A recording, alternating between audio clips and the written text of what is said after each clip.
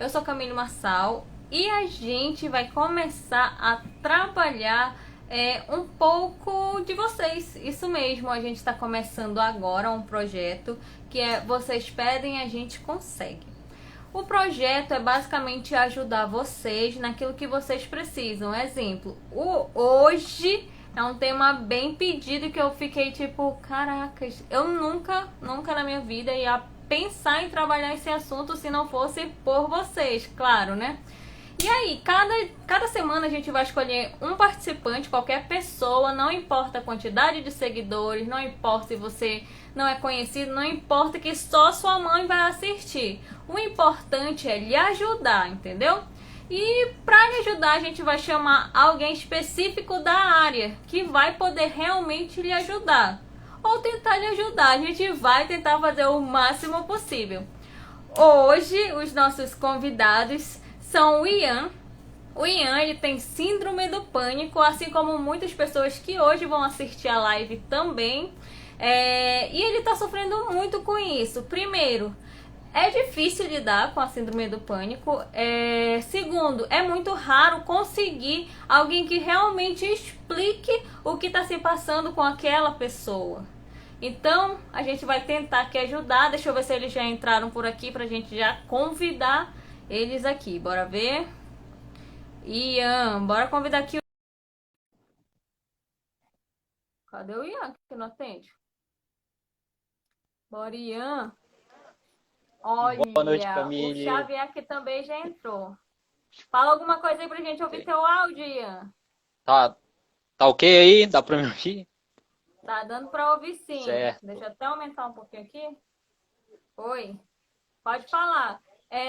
Eu quero que tu conte um pouco do teu dia a dia, como foi que tu descobriu ou percebeu que tudo isso estava acontecendo contigo e, tipo, como foi que a tua família reagiu a toda essa informação. Então, começou a síndrome do pânico na minha vida, depois de uma depressão. Eu tive depressão, aí fui no médico, não sabia o que que era. Aí eu fui no médico e foi constatado que eu estava com depressão.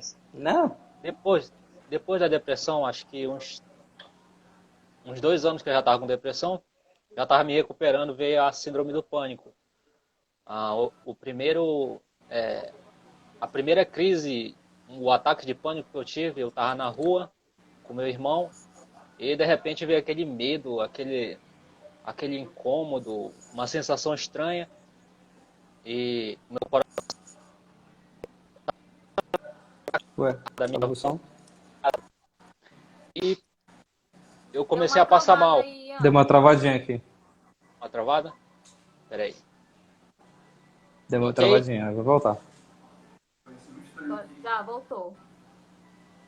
Então, aí nessa nessa primeira vez, eu não sabia o que era. Eu pensei que era um ataque cardíaco, alguma coisa assim, uma doença no coração, justamente porque me faltou o ar, eu senti o meu coração muito acelerado. Eu até chamei uma pessoa na rua, falei, moça, eu acho que eu tô passando mal, não sei o que e tal. Aí ela falou, meu Deus, é verdade, ela tocou assim no meu coração e tava muito rápido mesmo. Aí eu fui pra casa nesse dia. Aí depois de um tempo, eu acho que eu passei uns 2 anos que eu não fui no médico, não fiz nada, convivi com isso esse tempo todo. E depois, logo nessa pandemia, eu procurei ir no médico. E agora eu estou fazendo tratamento, estou tomando medicamento, mas ainda é algo que atrapalha muito. Tá um pouco difícil assim a recuperação logo, entende? Entendo. E como vocês podem ver, deixa eu ver, é desse lado. O Xavier, ele é o psicólogo que vai tentar nos auxiliar e ajudar o Ian hoje. Lembrando que o Xavier, ele já é um profissional que já tem muita coisa aí. Gente, vocês já viram o Xavier antes aqui em live e eu nem vou mais detalhar o que ele faz, porque é muita coisa, minha gente. É muita coisa mesmo.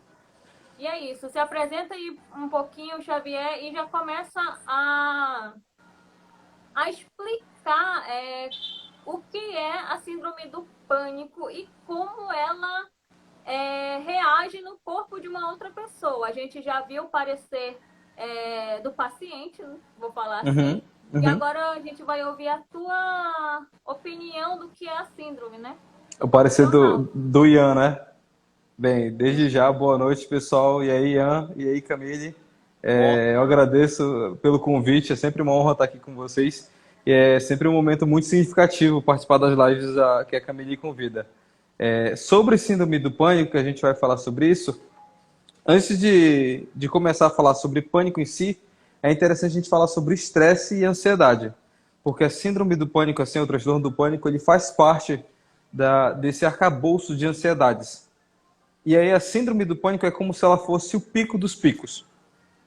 Todo mundo precisa de estresse para viver.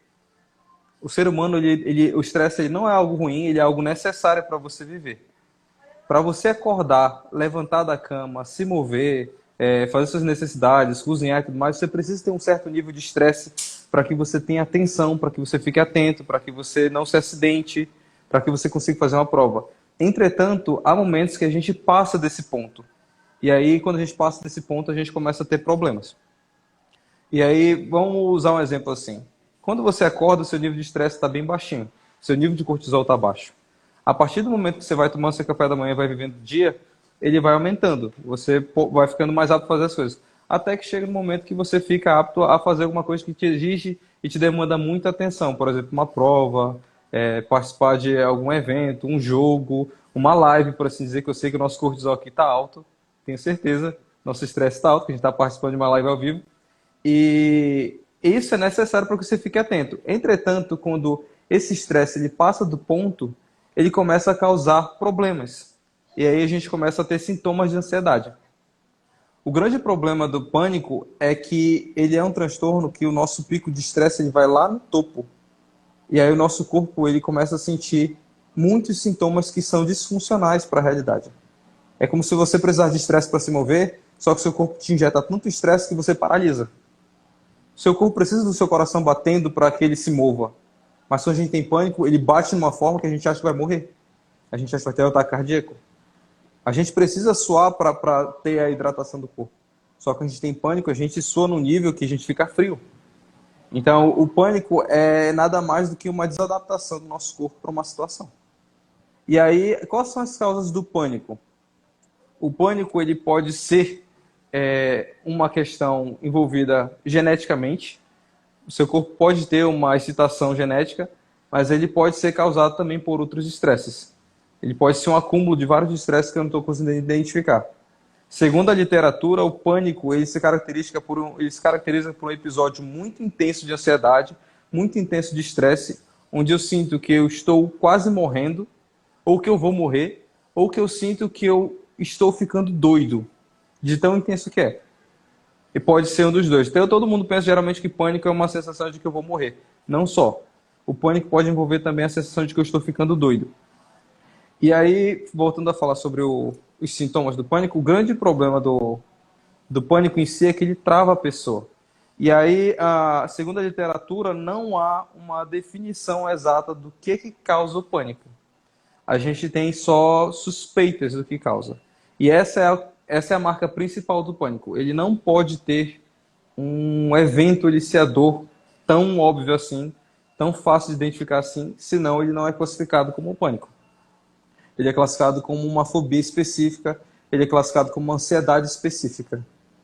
Até agora que vocês conseguiram pegar? sim. Cara, tô impressionada, né? Gente, Então, assim, diga. quando uma pessoa, eu vou até para a pergunta aqui, porque ela é muito específica. Dessa vez eu não anotei os arrobas, porque da última live deu problema, porque eu não usei arroba de ninguém, e papapá, pipipi, né? Vamos lá. Deixa eu ver aqui. Como eu posso saber se realmente eu estou com a síndrome? Somente através de especialista ou eu mesmo consigo saber? Tá. Graças a Deus, a gente pode consultar a internet, a gente pode consultar o YouTube, a gente pode participar de lives, a gente pode dar uma olhada no Google e ele vai te passar alguns sintomas. Entretanto, o ideal mesmo é você consultar um profissional.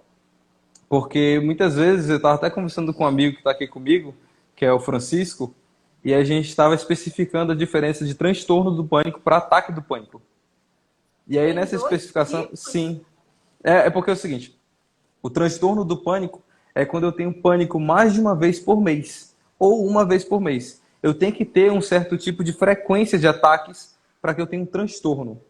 E ataque de pânico é o simples episódio. Então, eu posso ter um episódio de pânico por alguma coisa que me aconteceu, porque eu fiz uso de algum remédio, porque eu fiz uso de alguma substância, porque aconteceu alguma coisa na minha vida e eu tive um ataque. Isso não caracteriza que eu tenha um transtorno em si, mas sim que eu tenho eu tive um momento na minha vida que foi um pânico. Algumas pesquisas indicam que um terço da população vai ter algum momento um ataque de pânico na vida. O Ian já teve, eu já tive, eu não sei se você teve comigo, mas acho que muita gente que está ouvindo aqui já teve algum momento, um momento que você falou, caraca, eu acho que aqui não tá legal, cara, o negócio tá ficando brabo. E aí a gente está sentindo que tá passando muito do ponto. E aí se você quiser saber, Carlos, será que eu estou com transtorno do pânico? Existem manuais diagnósticos que ajudam a diferenciar um diagnóstico ou não. Entretanto, se você puder consultar um profissional, um amigo que trabalha na área de saúde, ajuda bastante. E aí, para isso, eu trouxe aqui para vocês isso daqui. Um DSM-5, tá? Que é um manual diagnóstico médico. E aí, no DSM-5, ele tem os sintomas que caracterizam um transtorno do pânico. Quem estiver participando da live vai poder ouvir esses sintomas e vai poder falar assim, caraca, me identifiquei com vários. Será que eu tenho? Se você se identificou com vários, procure um profissional de saúde, procure um psiquiatra, um médico, que ele vai te falar, olha, cara, parece muito, eu vou te indicar um outro profissional. E aí você vai descobrir. Então, quem estiver atento e preparado, eu vou passar para vocês, tá? Segundo o DSM-5, são... Travou, Xavier? Apagou aqui. Segundo o DSM-5, a gente tem 13 sintomas principais. Se você atender 4 ou mais desses sintomas, você já tem suspeita. São 13. São 13. 13. Explicando para você o seguinte, um médico, um psiquiatra, um psicólogo, para ele fechar um diagnóstico, ele tem que bingar uns sintomas com você, tá bom? Então é a mesma coisa se você falar assim, olha, eu acho que eu tô com gripe. E aí você fala para mim coisas que não tem a ver com gripe. E aí fica, ó, não parece ser gripe. É a mesma coisa que você fala, tenho diarreia, mas não tenho nenhum sintoma que tenha a ver com evacuação, dor no estômago, nada disso. Não vai bater. Com a síndrome do pânico e outros transtornos, a gente tem que bingar alguns sintomas também. Os manuais diagnósticos vão te dar vários sintomas. Você tem que bater 4, 5 ou mais para você bingar. E falar assim, não, realmente tem uma hipótese aqui. Já é interessante dar uma pesquisada a mais, uma anamnese ou consultar um profissional.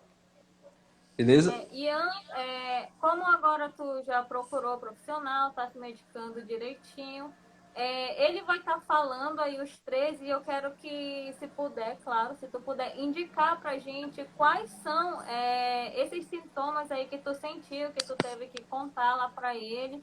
E se, Sim. depois que ele terminar, e se tu teve alguma dificuldade de falar pra ele que tu tava com esse sintoma. Exemplo, tem uma pergunta aqui, que é que a pessoa falou, eu não consigo fazer sessões de terapia online, pois acho que alguém da minha casa pode me ouvir e eu não me sinto à vontade. Eu quero saber se tu se sentiu vontade com essa pergunta, com algum desses sintomas. Desses sintomas que foi passado, né? Sintomas mesmo, né? Sintomas que o Xavier vai falar. Pode começar, Xavier. É interessante a gente diferenciar aqui sintomas e sinais. Sintomas é quando eu estou relatando e sinais é basicamente quando eu estou sentindo ou alguma coisa mais física. Então eu estou apresentando sinais. Sintomas são o que a gente pode falar e a gente pode mensurar. Nesse caso, vamos lá, falar alguns sintomas. O primeiro deles, que eu acho que o Ian com certeza teve. Palpitação, coração acelerado, taquicardia. Você sentiu o coração acelerado? Sim. Esse é o primeiro. O segundo, que é muito comum, sudorese. Sudorese é quando a gente sua muito, a gente fica suando demais. Não, eu ficar um pouco frio só. Então não foi sudorese. Outro que a gente tem normalmente, tremores e abalos. a gente sim, fica se tremendo, a gente dá uma tremedeira que é meio que involuntária, típica de um episódio de ansiedade grave. Sensação de falta de ar ou sufocamento. Geralmente, quando eu também tenho a questão da palpitação do coração, fica um negócio meio, cara, não estou respirando legal. Ou estou com dificuldade de respirar, ou estou respirando muito rápido. Outro que a gente tem também é dor e desconforto torácico. Além de eu sentir a dor no peito, no coração, ou falta de ar, eu sinto um aperto no peito, muito forte. E aí que dá essa sensação de, meu Deus, eu estou tendo infarto. Outro sintoma que a gente pode ter é náusea e desconforto abdominal, que é aquela dor de barriga típica de quando a gente está muito, muito mal, muito ansioso. Outro que a gente pode ter é sensação de tontura, instabilidade, vertigem, desmaio. Ou a gente pode simplificar como fraqueza. Quando a gente está tendo um ataque de pânico, ou a gente está tendo aquela palpitação, sudorese, geralmente a gente sente uma fraqueza, uma perda de força, uma tontura, e a gente quer parar em algum canto. Fala, meu Deus, o negócio tá ruim. Outra coisa que a gente tem bastante é calafrios e onda de calor. Como você falou, essa sensação de sentir frio é calafrio. Algumas pessoas já me relataram sentir calor em algumas partes do corpo específica, tipo na palma das mãos ou a parte de trás das mãos, na nuca. É um calor muito forte. Outra que a gente pode ter é sensação de parestesia ou formigamento. O seu corpo pode começar a formigar em alguma parte específica. Por exemplo, aqui em Santos diz que já teve todos. Então, provavelmente já teve algum episódio de pânico. Desrealização, que é a sensação de que eu estou saindo da realidade. Ou despersonalização, é a sensação de que eu estou saindo de mim mesmo. Quando o pânico ele bate muito forte, às vezes eu me pergunto, meu Deus, onde é que eu estou? O que está acontecendo comigo? Eu estou me perdendo. Então, é por isso que também pode causar uma sensação de loucura. E aí a gente vem para o 12º sintoma, que é medo de perder o controle e enlouquecer. Que é aquela questão de, tô começando a pensar coisas que eu não quero mais pensar, eu não consigo parar de pensar, e eu sinto que eu estou viajando na maionese e começa a bater vários sintomas de ansiedade, e isso é um pânico. E por fim, a gente tem o medo de morrer. Camille pegou todos aí? Alguém bingou? Alguém bingou? Pessoal, quem está no chat aí, alguém bingou? Ninguém bingou. Olha, quem bingou isso daí, eu espero que Por favor, vocês que procure procurem ajuda. um psicólogo ou algum especialista urgente, porque nem o Ian aqui não bingou. Tá, Mas e aí enfim, é importante saber assim, eu não preciso bingar, ali são 13. Se eu bater 4 ou 5 sintomas, já é suficiente. E aí é deixar, a Tainá bateu. E aí é deixar claro assim, o pânico ele pode surgir de forma abrupta, eu tô de boas, do nada, caiu. Como eu já recebi vários relatos de pacientes que não ganha prêmio não. Não ganha prêmio nenhum, só tristeza no momento. Mas o episódio passa. Ah, eu até desconcentrei aqui. Mas assim, o pânico ele pode surgir de forma abrupta. Então assim, eu já recebi relatos de pacientes que ele falaram assim, Carlos, eu tava no cinema namorando com a minha namorada, a gente tava vendo filme, nada. Meu coração bateu e eu comecei a achar que ia morrer. Como eu recebi um relato semana passada de um paciente que falou que ele estava dormindo, e o irmão dele acordou e falou assim, mano, eu vou morrer, me leva no hospital agora. Eu sinto que eu tô morrendo. E ele foi no hospital e o médico falou assim, olha, a gente fez vários exames em você e você nada. não tem nada físico. E aí o pânico ele pode ser de forma abrupta ou ele pode surgir de uma forma gradual. Você começa com uma ansiedade e essa ansiedade vai subindo, vai subindo, vai subindo, vai subindo até chegar a um ponto que você sente que vai morrer. Isso também pode ser pânico. Geralmente no trato médico e no trato psicológico a gente realiza alguns exames antes com a pessoa. Antes de a gente iniciar um tratamento em si, a gente tem que fazer uns exames médicos para saber se a pessoa de fato tem algum problema no coração, tem algum problema com respiração. E aí, descartando esses problemas físicos, a gente vai para o pânico em si. Beleza? Mas agora, Ian, eu preciso que tu me responda se tu teve alguma dificuldade de contar para o especialista, ou se tu sentiu em algum momento vergonha ou medo de contar para o especialista isso. Não, Alguns dos seus sintomas. a princípio sim, eu tinha problema, mas depois Até porque na minha família já houve casos de pessoas que tiveram, minha avó, meu tio, então eu recebi bastante ajuda deles e apoio assim para procurar um especialista. E foi de boa para mim assim, porque até porque eu queria me livrar logo disso, eu falava tudo que estava sentindo. Então, Uhum. para mim não teve problema de relatar nenhum dos sintomas aí. Os sintomas em si, né? Geralmente, Camille, a síndrome do pânico ela é mais fácil de ser diagnosticada e relatada porque ela é muito sentida como uma série de sintomas físicos. Eu não acho que eu estou ficando louco muitas vezes, eu acho que eu estou tendo ataque do coração. E para falar de ataque do coração, existe muito menos tabu na sociedade, né? Porque você procura um médico. Tá dando ruim para você, você procura um médico, você fala com o médico e tá tudo bem. Muitas vezes um paciente que tem dificuldade em falar na sessão online é porque tem alguns conteúdos que envolvem coisas que ela não quer que a família saiba. Porque ela quer e merece ter o sigilo terapêutico, né? Respondendo essa sua pergunta, Carlos, eu gostaria de fazer terapia online, mas eu acho que a minha família vai ouvir minhas conversas e não me sinta à vontade. O que que eu faço? Respondendo essa pergunta, geralmente a sessão ela ocorre num set terapêutico, certo? Mas o set terapêutico ela não precisa ser só na clínica. O set terapêutico ele pode ser em outros ambientes. Ele pode ser num um local aberto, ele pode ser numa praça, ele pode ser pelo celular, contanto que você garanta que o paciente tenha sigilo. Então, assim, eu já participei de sessões presenciais em padarias, em restaurantes, já participei de sessões fora do consultório, isso pode acontecer, contanto que seja uma sessão séria, contanto que seja uma sessão sigilosa. Então, se você está em casa, você quer fazer sessão online e não está tendo privacidade, você pode fazer que nem muitos pacientes fazem comigo. Eles saem de casa, ligam 3G ou pegam um Wi-Fi de algum lugar mais próximo e conversam pelo fone. Ou então eles vão para o carro, vão para o estacionamento e conseguem ter isso. Caso você não consiga ter esse espaço, é interessante que se você puder falar para sua família, você relate, gente, eu vou fazer terapia agora, eu gostaria que ninguém batesse na porta, que agora esse é o momento. Isso também acontece bastante e aí os familiares respeitam. Se você mora numa casa onde os familiares não respeitam muito isso, eles bisbilhotam, é sugerido que você procure um outro ambiente ou então que você coloque uma caixinha de som perto da sua porta, da sua janela, algum lugar onde você se sinta mais confortável e coloque um fone. O caso aqui que mandou aqui. Nessas síndromes, pode ocorrer com pessoas do nada. Uhum. Existe algo relacionado com genética familiar similar com doenças psicológicas? Sim. Quando a gente começou essa nossa conversa aqui, a gente falou sobre o estresse, né?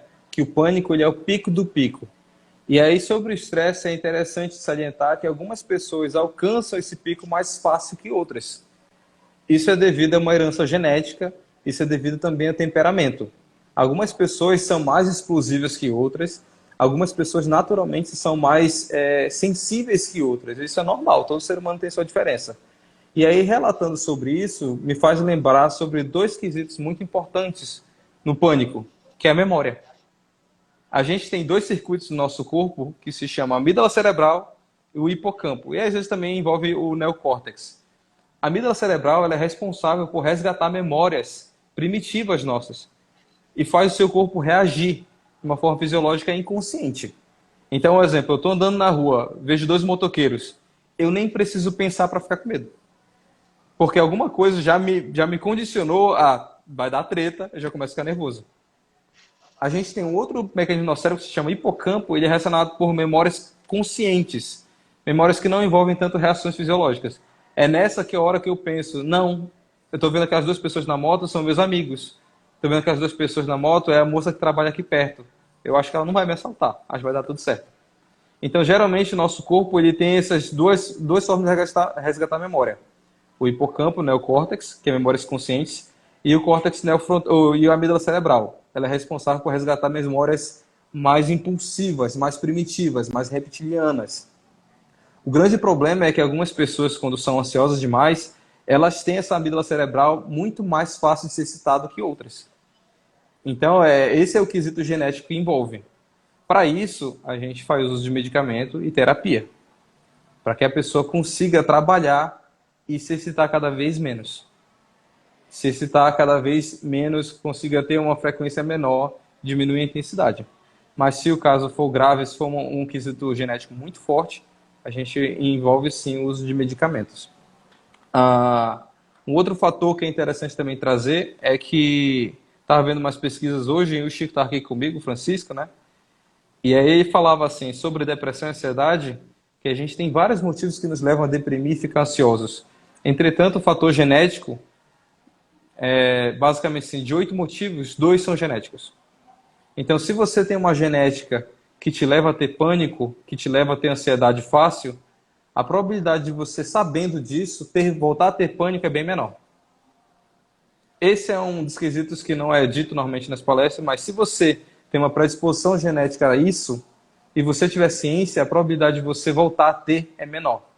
É a mesma coisa que a gente falar do Covid, que o Covid, muita gente não sabe, ele desenvolve trombose em muitos pacientes. Trombose é quando o meu sangue ele coagula e ele entope minhas veias. Quando a pessoa descobre que ela tem tendência a ter trombose, a probabilidade de ela morrer de trombose é baixíssima. Porque ela já sabe disso. Ela já pode se prevenir, ela já pode se medicar quando ela entrar numa situação tensa, e aí ela pode se antecipar aos eventos. Se uma pessoa sabe que ela tem uma predisposição à ansiedade grave, ao pânico, e ela, por exemplo, vai pegar um voo de muitas horas, ela vai ficar ansiosa, ela pode tomar um antiansiolítico antes de entrar no avião. E por aí sucessivamente. No caso do Ian, depois que ele descobriu anos atrás que ele teve pânico, agora tenho certeza que ele é muito mais atento a isso do que outras pessoas que nem sabem o que é pânico e nem sabem que isso existe, né? Aqui, meus netinhos perguntou, criança pode sofrer dessa síndrome? Sim, com certeza. Isso é uma pergunta bem polêmica, entretanto, a criança é um ser humano que nem qualquer outro ser humano, só que é mais jovem. É que nem um A adulto, criança que tem nem... medo de tudo, como que a gente É, vai saber que a criança está tendo um ataque ou... a gente vê pela frequência. Geralmente, os sintomas do pânico em crianças, segundo a literatura, não se diferem muito. Ele vai ter, sim, aqueles sintomas graves. Entretanto, uma das maiores marcas do pânico, ou do transtorno do pânico, é que os episódios se repetem, né? E quando os episódios se repetem, a gente acaba criando uma meta-ansiedade, que é a ansiedade de ter ansiedade. Então eu começo a ficar com medo de ter pânico de novo. Eu começo a ficar com medo de ter medo de ter um ataque ansioso de novo. É por isso que muitas vezes quando a pessoa tem pânico, ela começa a não querer sair de casa. Porque ela fala, caraca, quando eu saí da última vez, eu estive lá. Eu não quero voltar a ter lá. Eu não vou. Eu quase morri, pô, não vou voltar lá de jeito nenhum. A tendência é a pessoa ficar em casa. Na criança, isso se remonta muito, se mostra muito, porque a criança não quer ficar sozinha de jeito nenhum. A criança começa a ficar medrosa, a criança começa a ficar coada. Ela começa a dar sinais de, além do medo que ela tem o normal, que é uma criança tem medo, ela começa a ter a ansiedade muito intensa e começa a desenvolver medo de ficar sozinha, medo de participar das coisas, medo de ficar longe dos pais. E aí isso já é sinais suficientes para você levar a sua criança num psicólogo infantil ou no médico, para dar uma avaliada nisso. No que está acontecendo. Agora, Olha, outro ponto que eu não trouxe aqui, Camille, que é importante dizer e salientar, é que ninguém escapa dessa pandemia que está acontecendo agora. E essa pandemia do Covid, ela desenvolveu ansiedade em muita gente e isso é mais do que esperado. Médicos desenvolvendo TAG ou transtorno de estresse pós-traumático, pessoas desenvolvendo ansiedade depois de ter amigos e familiares morrendo, e as crianças desenvolverem ansiedade ou pânico é super esperado, mas não quer dizer que a gente tem que deixar de lado, mas é esperado. Por quê? A criança, ela tem que explorar, ela tem que brincar, ela tem que participar. Então, se você que é adulto fica entediado em casa, imagina uma criança. Que ela tem que explorar o mundo, ela tem que conhecer o mundo, ela gosta disso daí, ela não pode fazer isso, ela tem que ficar em casa presa. Eu escuto muitos relatos dos pacientes falando. Eu acho que não tem nada a ver com o que eu vou perguntar, mas vou perguntar só porque eu preciso perguntar. Vai, pergunta. O Nero, ele não é um problema, pra mim é um problema, né? Porque por mim, se eu pudesse ficar na rua o dia todo, eu tava na rua o dia todo, né? Mas Também tem o Uhum. Davi que não deixa por causa do Covid, enfim. O Nero, ele nunca gostou, tipo, de ficar passeando. Nunca. Mas eu sempre levo ele pra tudo quanto é canto. E agora, na pandemia, a gente nem tira ele de casa. Só que ele tá, tipo, se sentindo muito bem, o que é estranho, porque a minha sobrinha, ela tá se sentindo super mal. E, tipo, a gente fica comparando as crianças. Por que que um tá se sentindo bem e o outro tá se sentindo mal? É tipo isso, aí, tipo... Tá, esse é um tema que é interessante porque assim, eu vou usar um exemplo pessoal, tá? Gente, eu sou introvertido, não sou extrovertidão, e geralmente uma pessoa introvertida, ela se recarrega estando em casa. Ela fica à vontade estando em casa. Só que quando vem a pandemia, a gente perde a liberdade de estar em casa porque quer, para ficar em casa porque a gente é obrigado. E aí ficar em casa não é mais tão legal, né? Porque você não tem mais escolha. Geralmente, algumas pessoas vão se sentir mais à vontade estando em casa por uma questão de temperamento, por uma questão de estar à vontade mesmo, por uma questão de socialização. Enquanto outras vão se sentir muito mais à vontade estando em casa porque elas não vão conflitar lá fora. Elas não vão ter problema para enfrentar lá fora. Então, assim, eu acho que na quesito do Nero, seu filho, seja assim uma questão de temperamento que se diferencia da sua sobrinha, que ela deve ser extrovertida, ela deve adorar sair, fazer as coisas, e ele, por se sentir muito mais à vontade em casa, e está na zona de conforto dele. O problema é que a gente não pode transformar a zona de conforto numa zona de refúgio. É interessante sempre que você desafie o seu filho, que você coloque ele para socializar, para que você coloque ele para fora, porque o mundo acontece lá fora, não só na nossa casa, né? Então, nesse momento, ele deve estar confortável porque ele não está sendo desafiado. Mas quando ele puder, você pode botar ele para interagir, que nem a sua sobrinha tanto quer. Então, assim, pode ser uma zona de conforto que ele está. Pode ser que ele está na zona de conforto dele. Bora voltar aqui, voltando ao assunto, o Adriano Uhum. mandou assim. Minha Manda. mãe estava assim há uns tempos. Toda semana fazia exames, neuro, cardio e nada. Fez um Uhum. vídeo com um psicólogo e ele falou que não podia encaixar porque ela estava com 20 pessoas. Nesse caso, que tipo é rejeitado um paciente, não vai causar um trauma maior para ele? Ah, se vai causar um trauma, eu não sei. Não sei se um evento, nesse caso, pode causar um trauma, depende da pessoa. Mas que é uma situação desconfortável, é. Bastante desconfortável. O que pode acontecer é o seguinte: se você for consultar um profissional, médico, psicólogo, e você quiser que várias pessoas participem da sua sessão, você pode comunicar para esse profissional: olha, meus parentes vão participar, as pessoas vão participar, porque elas também têm dúvidas e elas querem tirar. Acredito que se for combinado, não sai caro. Geralmente as sessões são sigilosas, são individuais, mas se o paciente avisar, olha, eu quero trazer minha família, eu quero que uma pessoa tal participe, pode ser, você autoriza? Se o psicólogo autorizar, não há problema algum. Entretanto, a gente sabe que a sessão não vai ser sigilosa, vai ser uma sessão muito mais educativa, por assim dizer. Porque dificilmente a pessoa colocará todos os conteúdos dela para todo mundo ouvir e depois ser julgada, né? Fica um pouco mais Deixa eu ver complicado. aqui. Então, o Francisco aqui mandou então. Então, tem pessoas que têm propensão a ter pânicos. Tem gente que já nasce, já sabe, Tá, tipo, tá, legal. já Essa, nasce sabendo isso. olha, a gente tem que ignorar a gente tem que ignorar o Francisco, que ele tá me sacaneando. Brincadeira, tá não, ele é maravilhoso. Ele é meu amigo, ele tá aqui do meu lado. A pergunta dele é muito pertinente, porque é o seguinte, para tudo na nossa vida a gente tem uma escala que se chama escala de Gauss. A escala de Gauss ela é assim, ó, descida, subida, descida. Quando a gente trata de corpos humanos, algumas pessoas estão na descida, outras estão na média e outras estão no outro ponto. Então, quando a gente fala de ansiedade, digamos assim, existe na população 100%, digamos que 20% tem uma chance muito pequena de desenvolver sintomas ansiosos graves, depressão grave, alguma coisa de um transtorno psicológico grave, por assim dizer. Ela não tem uma herança genética daquilo, ela tem até uma possibilidade de não ter na vida. A grande média vai ter uma chance normal de ter. Vai ter, se acontecer episódios específicos, a pessoa vai ficar ansiosa, se acontecer com frequência, ela vai ficar muito estressada, dependendo do nível, ela vai desenvolver um transtorno.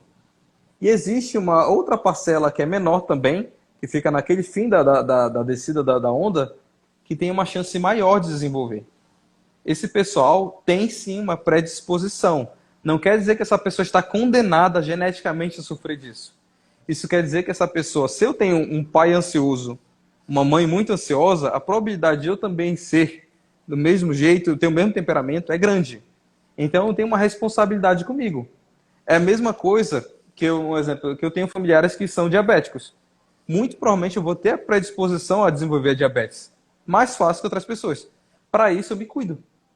Se eu tenho familiares que têm depressão, várias vezes têm depressão, muito provavelmente eu também vou ter essa predisposição genética.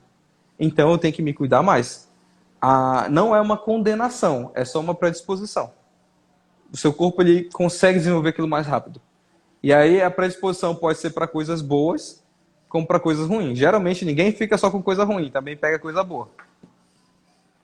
Ó, falando de depressão, tem aqui uma pergunta. O meu irmão está com depressão, mas não aceita que é depressão.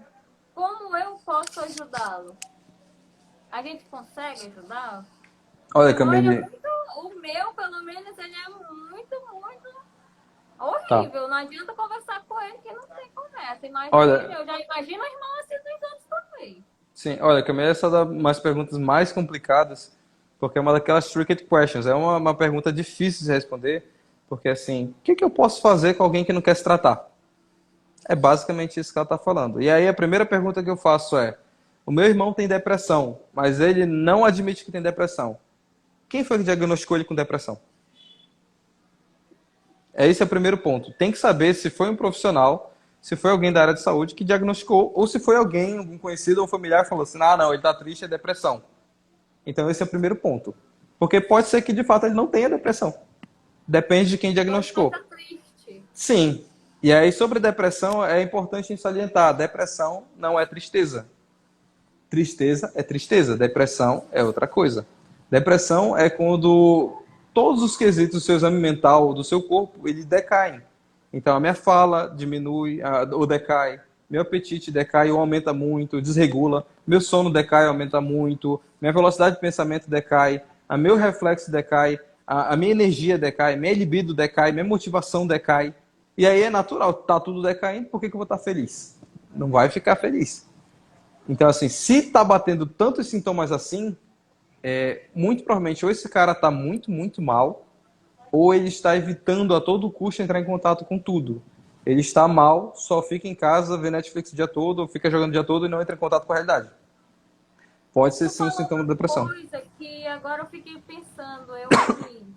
Tá. Tu falou tipo, a alimentação muda, o humor muda e papapá, tudo muda. Eu acho, de uns tempos pra cá, eu não tô me sentindo triste nem nada disso nesse momento agora, nesse momento. Só que, tipo assim, deixa eu tentar explicar aqui direito pra vocês entenderem. Eu sempre fui muito chata pra comer, mas recentemente o que tá me alegrando é comer. Qualquer coisa, sabe, a mastigação me acalma. Aí outra coisa, eu nunca tive na minha vida, eu sempre fui assim agitada. E eu já não consigo mais, sabe? Eu chego nas pessoas, eu já não tenho mais um pique pra falar tanto como... Porque, cara, eu gosto de falar, eu sou a pessoa que fala pra cacete, fala pra caramba, quase... E eu já não tenho mais tanto pique pra falar. Tá acabando a motivação, né? Isso, eu acho que é isso. E outra coisa, meu sono. Eu sempre dormi bem. Só que agora eu tô extrapolando o limite do sono. Tipo, se eu deito, eu não quero mais acordar. É tipo isso. E eu não me sinto bem com isso. Na minha cabeça tá errado.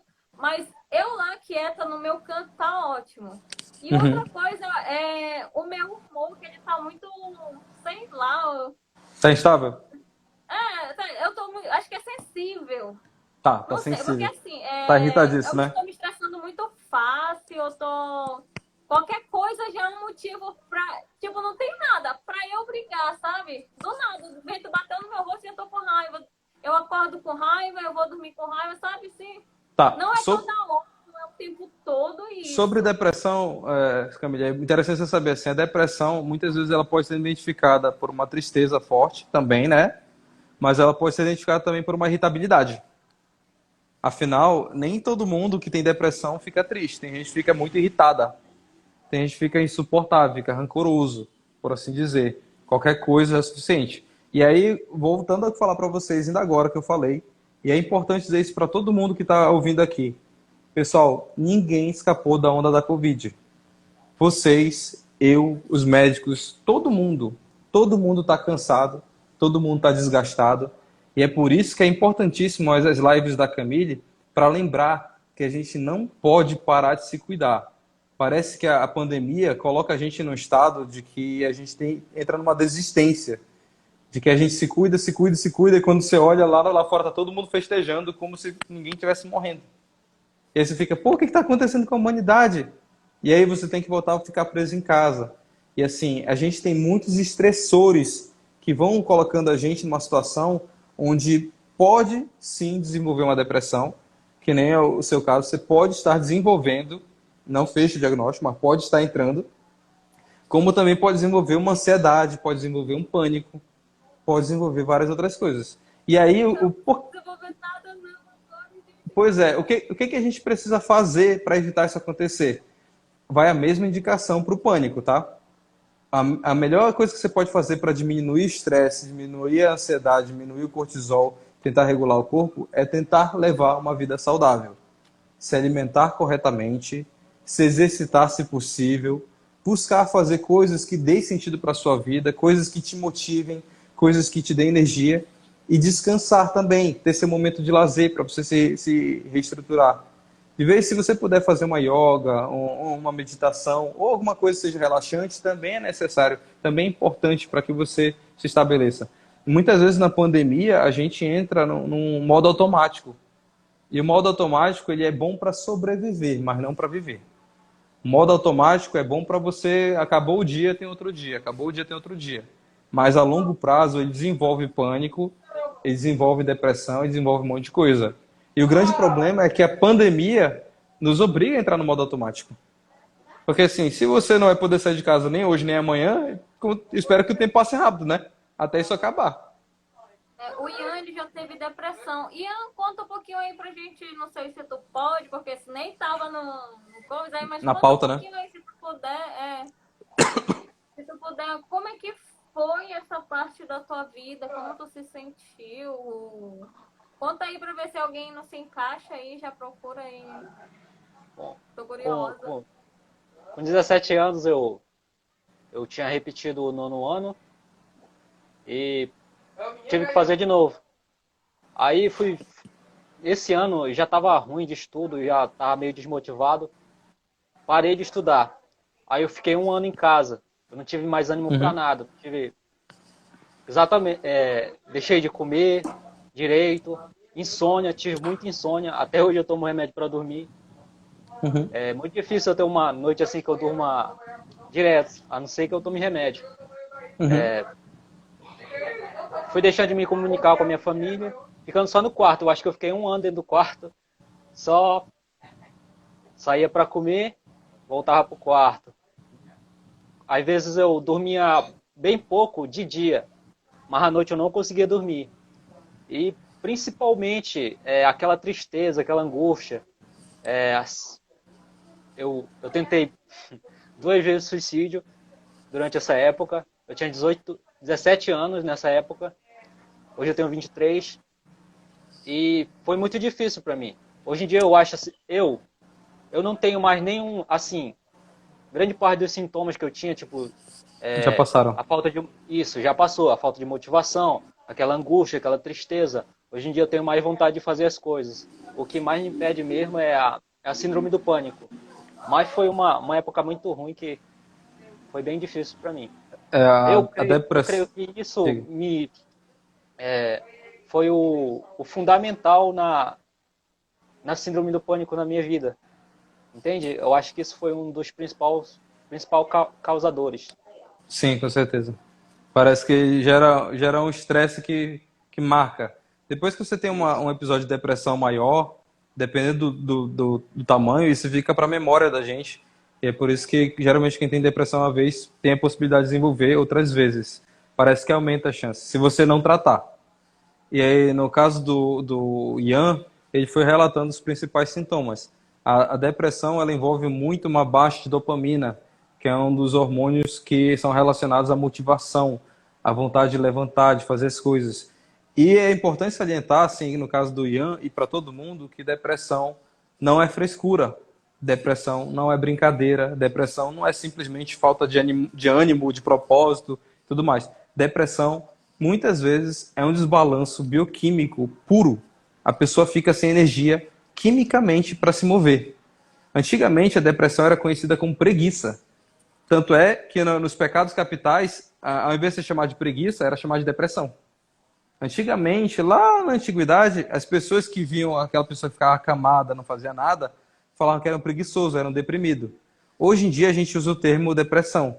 Muitas vezes, a gente pensa que quem está em casa, não está fazendo nada, não tem propósito, é só um preguiçoso, e não é. Muitas vezes, a pessoa está sem energia porque o corpo não deu energia. É como se você estivesse sem dormir por dias e alguém pedisse para você sair correndo. Não dá. Se você vai conseguir fazer, se você se esforçar muito, vai. Mas você não vai querer ficar fazendo isso todo dia. Porque é muito, muito pesado. Então, chato, assim, eu cansativo. só...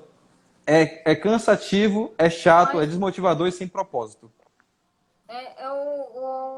Como ele falou, agora eu tô aquela bem raciocinando depois de 1000 anos, né? Tipo, 2 anos não é muito tempo pra ter depressão. 2 anos a pessoa vai ficar tipo... Gente, quando eu tô triste, aquilo já me mata. Quando eu tô estressada, aquilo fica me corroendo. Sim. E a pessoa ficar assim 2 anos, minha gente.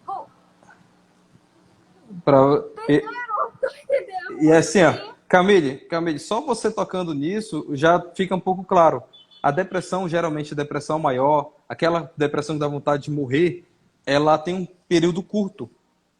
Ela é uma onda muito forte e depois ela passa. Aí a vontade de morrer passa, mas ainda a gente fica mal. Muitas vezes, se eu tiver depressão por muito tempo, eu posso ter distimia ou outro tipo de depressão. Ou eu posso ter depressão recorrente, que é uma depressão vai, volta. O quesito que atrapalha nisso é porque a depressão causa muito estresse e desregulação química. Isso pode ter ajudado, sim, ao Ian desenvolver o estilo de vida um pouco estressado, sem perceber. E aí é importante falar para você assim, gente, mas assim, a pânico pode surgir de qualquer forma, então qual é o tratamento? O tratamento é similar a muitos tipos de transtornos emocionais. Ou transtornos emocionais ou transtornos de ansiedade. É que às vezes a gente, no automático, no dia a dia... Falhou, deixa eu ver. Tá, falhou onde? O teu áudio. Tá, é o seguinte, muitas vezes o tratamento para transtornos emocionais e transtornos ansiosos, eles são parecidos no quesito de que a gente, no dia a dia, parece que entra no modo automático e para de se observar. Muitas vezes o pânico, ele é um excesso de estresse que eu vou acumulando durante minha vida e eu não vou nem vendo o que eu estou acumulando. E quando eu menos percebo, eu estou estourando. Eu cheguei no nível de estresse tão grande que chega um ponto que eu nem percebi, eu já estou tendo um ataque. Ou eu não percebi, eu estou deprimido, eu estou no fundo do poço. Então, assim, é muito importante, é necessário que a gente desenvolva inteligência emocional e sempre se observe. Depois que você adquire uma vez um episódio de depressão, ansiedade, muitas vezes você fica muito mais atento, porque você não quer passar por isso de novo. Mas é importante que a gente sempre perceba o que está ao redor da nossa vida, o que não está legal, o que é chato, o que não faz sentido, o que a gente gosta, o que a gente não gosta. E aí a gente vai podendo se regular.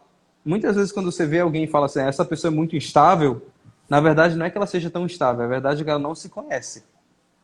E aí as coisas vão mexendo nela e ela nem está tendo ciência que estão mexendo nela.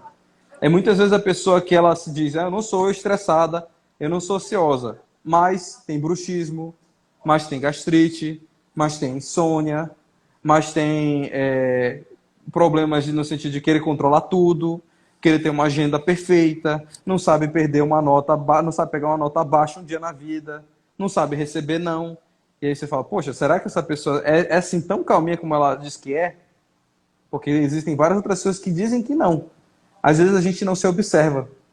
E é nisso também que a terapia te ajuda. A terapia fazendo você rever as coisas da sua vida, entrar em contato com outras, faz você falar, caraca, eu nem tinha percebido o quanto isso daqui está me desgastando. Está me remoendo ou está me estressando, porque estresse e desgaste são sinônimos, e me deixando nesse estado. Em cima disso que tu falou, tem uma pergunta aqui, por que esses picos, esses desesperos, vêm aleatório? Não é uma coisa fixa, não é uma coisa que é, tipo, o tempo todo, porque, tipo, do nada, tô Tá, bem, pá, legal. caí, tipo isso.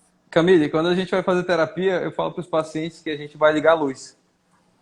Que parece que às vezes a gente está apanhando a vida porque a luz está apagada. Você está num quarto escuro, num breu, e parece que tem alguém te batendo. De algum canto você não está vendo de onde está te batendo. Quando você faz terapia e começa a se observar, você começa a descobrir de onde que vem e o que está te causando essa dor. Ou seja, você descobre quem está te batendo. O grande problema do pânico é que parece que do nada, às vezes você está assim de boa e toma um tapão. Um tapão seguro que te deixa... E, caraca, o que está acontecendo, meu Deus? Eu estou sendo abordado? Eu não estou entendendo nada. E aí o que acontece é que muitas vezes você está recebendo esse tapão do nada porque você não está se conhecendo. Porque você não está se cuidando, não está percebendo o que está acontecendo na sua vida. Os picos só são aleatórios se você não se observar. Se você se observar... Ian, ele procurou um especialista. Sim. E aí, se tu passasse mais tempo, como é que tu acha que tu estaria nesse momento? Então, hoje em dia eu sei lidar um pouco mais com os ataques de pânicos e é muito, muito raro eu ter. Acho que umas 2 semanas atrás eu acordei assustado assim, mas hoje em dia eu não alarmo mais a casa toda, não acordo ninguém. Hoje em dia eu consigo controlar só eu mesmo, esperar ali. Ele passou exercícios para que eu pudesse controlar, de respiração, de relaxamento, e eu consigo relevar. Tá travando aqui. Não, tá não, o áudio tá ótimo. Tá bom. E é isso, eu acho que hoje em dia para mim é bem mais tranquilo a relação com os ataques. É muito raro hoje em dia eu ter um ataque assim do nada. Inclusive eu queria tirar uma dúvida se é possível a gente desenvolver uma fobia específica. Agora travou, Ian. Travou? Estão me ouvindo? Pode repetir, a gente desenvolveu o quê? Uma síndrome desenvolveu o quê? específica. Uma síndrome não, uma fobia específica decorrente da síndrome do pânico. Tá. Carlos, se eu tiver pânico constante, eu posso desenvolver uma outra síndrome? Pode sim. É o que a gente chama de comorbidade. Eu acho interessante que o Ian tocou num assunto e eu acho legal que vocês vão trocando comigo e eu vou lembrando de coisas que eu posso adicionar para vocês saberem. Geralmente no tratamento do pânico, a gente explica ao paciente que a ansiedade sobe, chega no pico que eu penso que, meu Deus, vou morrer. Mas é importante dizer assim, no seu corpo, tudo que sobe, desce. Se você tomar café e ficar ligadão, vai chegar uma hora que o efeito café vai descer. Se você ficar feliz, vai chegar uma hora que a felicidade passa. Se você ficar triste, chega uma hora que volta ao normal. O seu corpo ele sobe, mas ele tem um padrão, um normal. Geralmente no pânico, quando ele sobe, o pico, ele sobe até 10 minutos. Em 10 minutos, geralmente, você está no pico. Depois ele tende a descer. Quando uma pessoa está tendo pânico, geralmente ela pensa que vai morrer e ela não espera descer. Ela procura ajuda, ela procura médico, ela procura se isolar, ela procura alguma coisa. Na terapia a gente mostra que a pessoa não vai morrer, que aquela é uma reação sintomática, simpática do corpo dela e que isso vai passar, ela tem que respirar. Muitas vezes o que acontece quando uma pessoa está tendo pânico é que ela vai procurar pessoas para conversar e fala, me ajuda, pelo amor de Deus. E ela nem percebe que enquanto ela está conversando, está passando. Ela está respirando, está diminuindo. Só o fato dela estar conversando com a outra pessoa vai passar 15 minutos, essa onda vai ter que descer, cara. Então, muitas vezes isso que acontece. E aí, o grande problema disso é como eu começo a desenvolver muito medo de ter outro pânico, a tendência é que eu desenvolva uma síndrome chamada de agorafobia. Agorafobia é quando eu tenho medo e evito locais abertos, locais públicos. Esses nomes não são por acaso. O pânico, ele vem do termo grego, que lá antigamente existia uma praça chamada Ágora, na antiga Grécia, né? E lá perto da Praça Ágora tinha um templo chamado Templo de Pânicos. Era o nome de um deus pagão. que era um ser que tinha uma aparência medonha, dava medo. E a gente coloca que ágora fica muito próxima de pânico. Então, geralmente, quem tem pânico começa a ficar com medo de sair de casa, começa a ficar com medo de interagir com outras pessoas, porque, cara, quando eu fui no ônibus eu tive pânico, então eu não vou mais no ônibus. Quando eu fui na praça de pânico, então eu não vou mais na praça. E aí a tendência é a pessoa ficar cada vez mais isolada em casa. Além disso, pode acontecer de a pessoa perdendo essa liberdade e ficando com medo de viver, ela vai começar a deprimir. Ela vai começar a adquirir outras ansiedades, porque assim a vida começa a ficar parada. Eu não posso sair, eu não posso interagir. Da última vez que eu tive, uma pessoa falou comigo, então eu não quero mais falar com aquelas pessoas. E aí eu vou me limitando sem perceber. Se você fizer seu tratamento, diminui bastante.